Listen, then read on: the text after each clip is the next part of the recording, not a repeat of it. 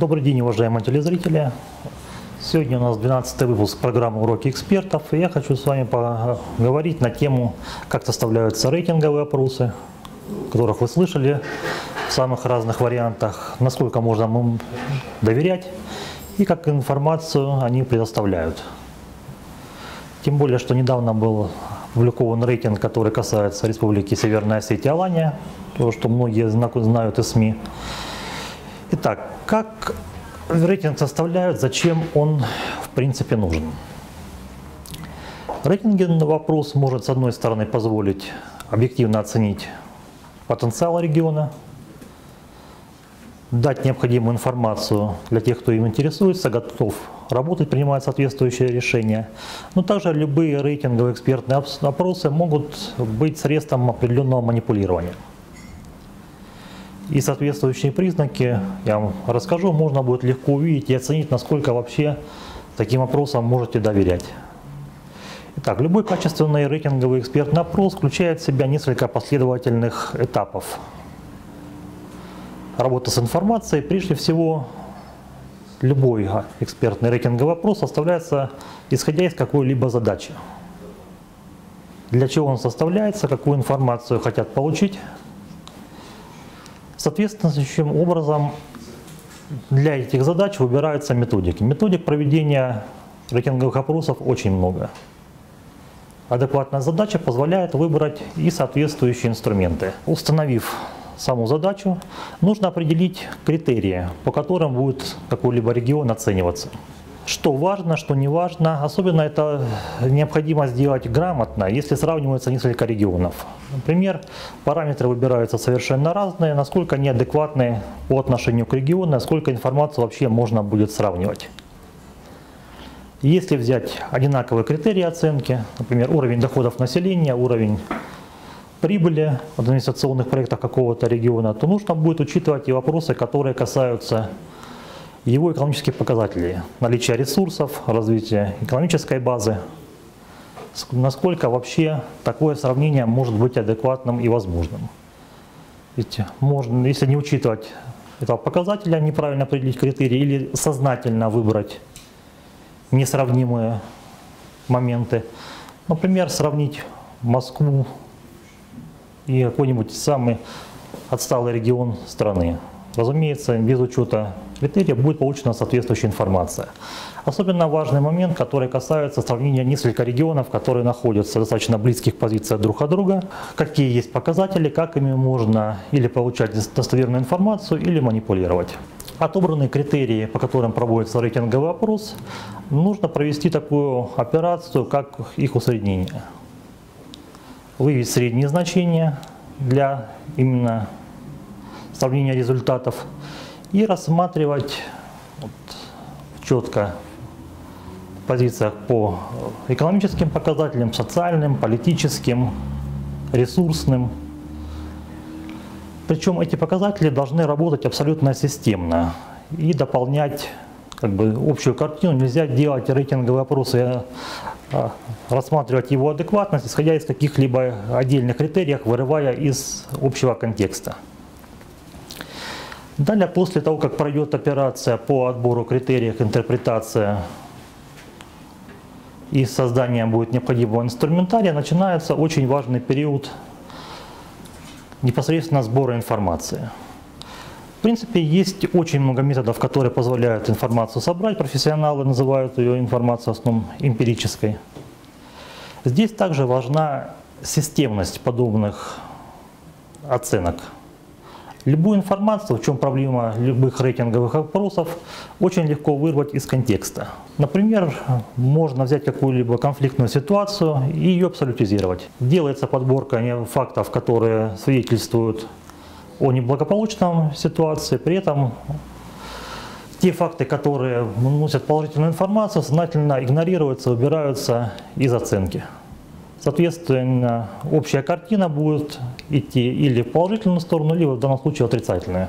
К сожалению, как показывает опыт, особенно часто такие манипуляции проводятся в отношении Северного Кавказа.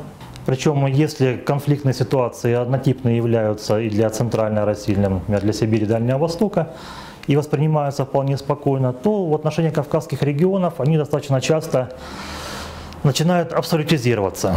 Следовательно, в любых рейтингах опросов повышается уровень конфликтогенности территории, и даже бытовые конфликты представляются как системные и политические, что уже автоматически снижает интерес к территории и вызывает достаточно серьезное напряжение. Для того, чтобы информацию получить полную, отражающую картину ее системности и всесторонности, считается для профессионалов необходимо информацию сочетать из разных источников.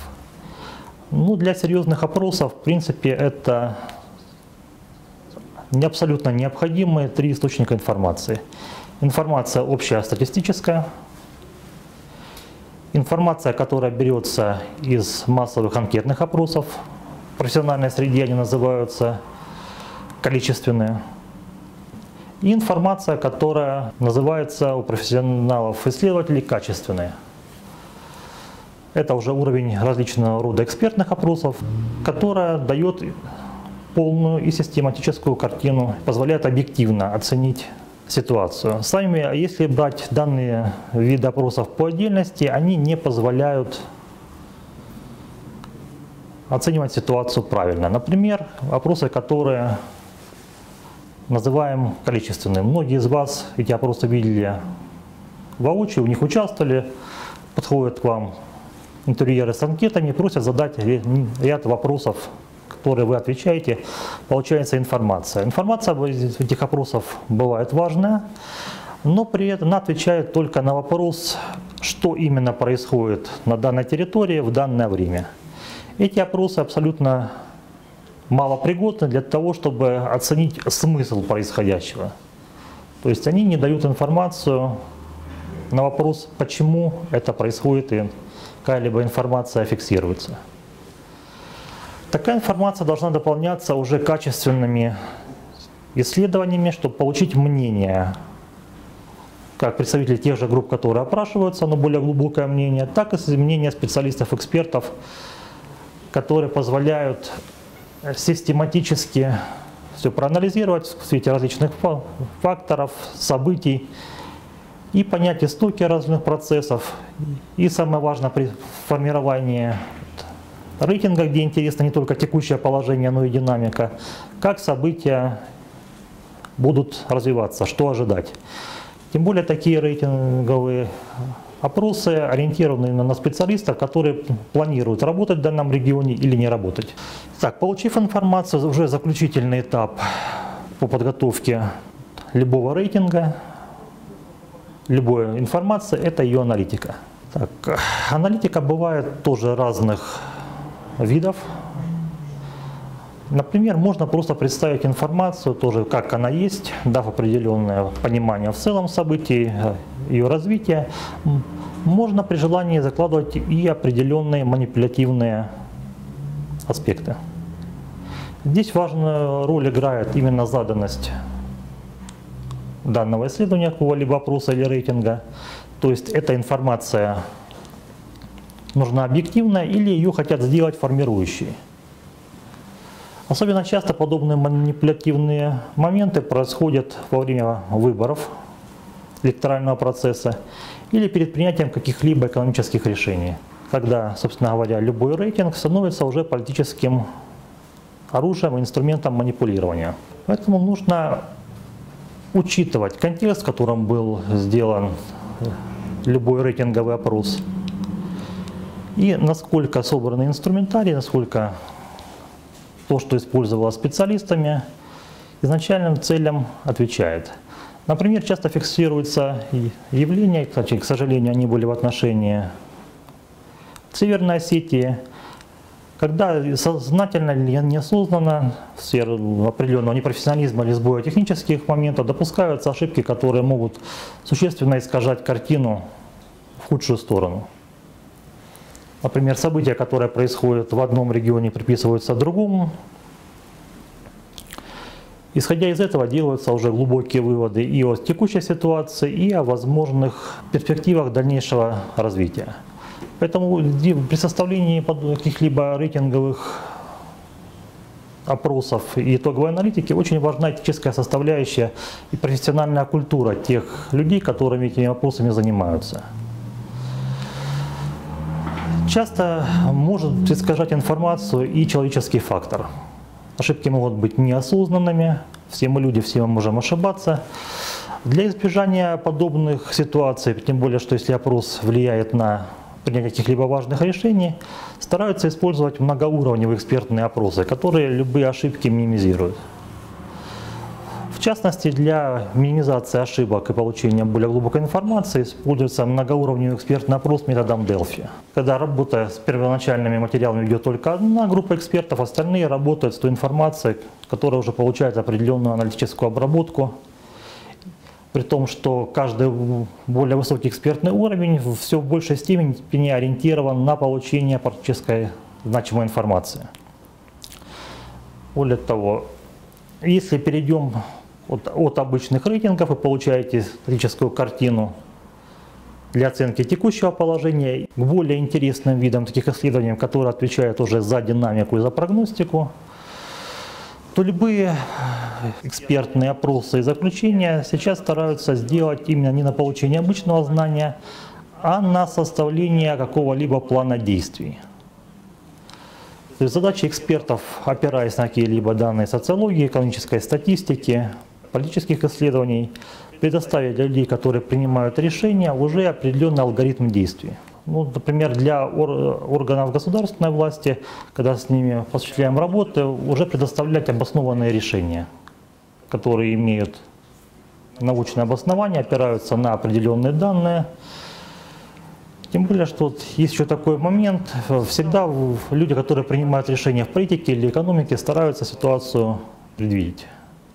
Вот сейчас специалисты, которые занимаются различными видами исследований, выполняют роль тех, например, раньше ко дворам приглашали астрологов, алхимиков, теперь используют данные науки и точных исследований. То есть всегда в условиях неопределенности очень трудно вести какую-либо работу, управлять и добиваться каких-либо положительных результатов.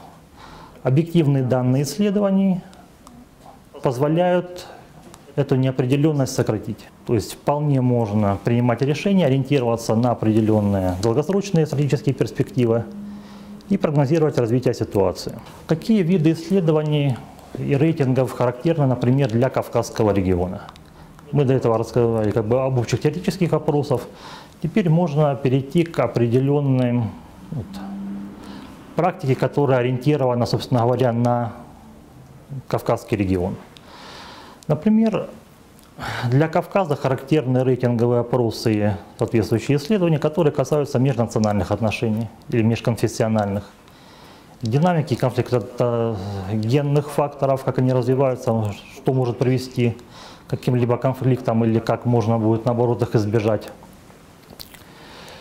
И вопросы, которые связаны с повышением инвестиционной привлекательности регионов. Сейчас наиболее ценятся те рейтинговые опросы, которые являются системными и включают практически сразу все параметры, которые были перечислены.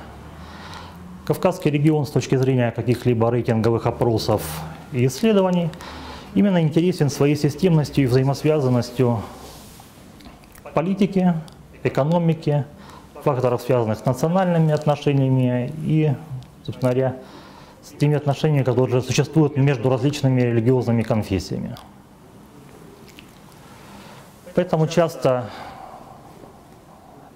все эти вопросы закладываются сразу, чтобы получить системную картину уже с учетом взаимодействия факторов. Еще очень важна для каких-либо опросов, исследований, которые касаются Кавказа, их динамика.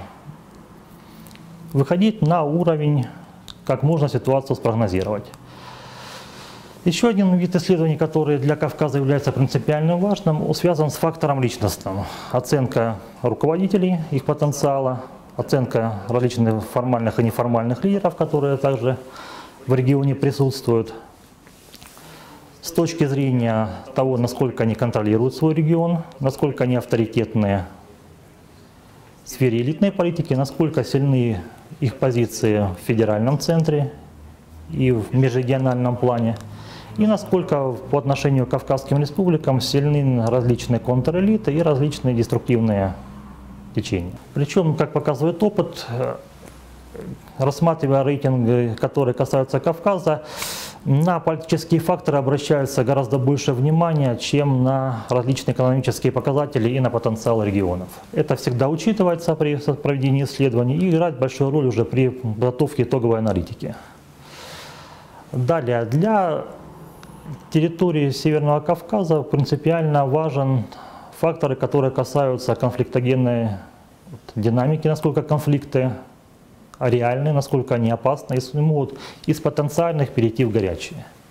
Тем более при составлении каких-либо экспертных опросов и рейтингов, которые касаются Кавказа, всегда приходится учитывать то, что существует много стереотипов и у исследователей, и у тех, кто заказывает исследования, на которых, в принципе, эксперты ориентируются по отношению к кавказской проблематике и кавказским территориям. Обычно такой стереотип связан с тем, что любые конфликтные ситуации воспринимаются не как единичные, а начинают искаться различные системные аспекты. Более того, наличие любых конфликтных ситуаций начинаются поиски определенных исторических корней, основ, которые могут такие конфликты сделать долгоиграющими. Особенно это касается территорий, где есть конфликты на их границах. Вот, кстати, в этом отношении очень важна ситуация, деликатность исследователей в отношении таких территорий, как Северная Осетия и Ингушетия, Карачаево-Черкесия, Кабардино-Балкария, где есть определенная история взаимоотношений достаточно сложная. И важно оценить, насколько какие-либо опасности реальны, чтобы неудачным рейтингом или опять-таки неправильными или политическими заданными аспектами не спровоцировать обострение какой-либо ситуации. То есть подход должен быть очень деликатным и осторожным, учитывая того, что вот как Кавказский регион достаточно в силу темперамента местных жителей, наличие очень сложной истории, в принципе, конфликты в большей степени присутствуют, чем в каких-то других территориях. Поэтому реальная картина, реальные исследования требуют учитывать эти факторы и относиться к ним очень аккуратно. Здесь, опираясь на опыт исследований, которые проводились на Кавказе, важна прежде всего деликатность в обсуждении спорных вопросов и проблем. Так, ну если резюмировать нашу беседу, разумеется, она не может охватить всего объема информации, которая касается рейтингов, как они строятся и какое влияние оказывают. Нужно помнить главное. Любые рейтинги, они условны. Любые рейтинги могут нести в себе сознательные или неосознанные ошибки. И принимая решения, нужно судить прежде всего на основании истории, потенциала региона, но не делать какой-либо рейтинг даже неблагоприятным приговором для работы в той или иной территории, какой бы сложной она ни была. Ситуация меняется, могут меняться рейтинги. То, что сейчас оценка будет негативная, может стать позитивной. Но если будет сформирован стереотип на основании каких-либо исследований, то отрицательная ситуация, скорее всего, уже будет меняться или тяжело, или может не измениться. Все эти моменты нужно помнить, когда и для тех, кто исследования проводят, и для тех, кто ими пользуется. Спасибо.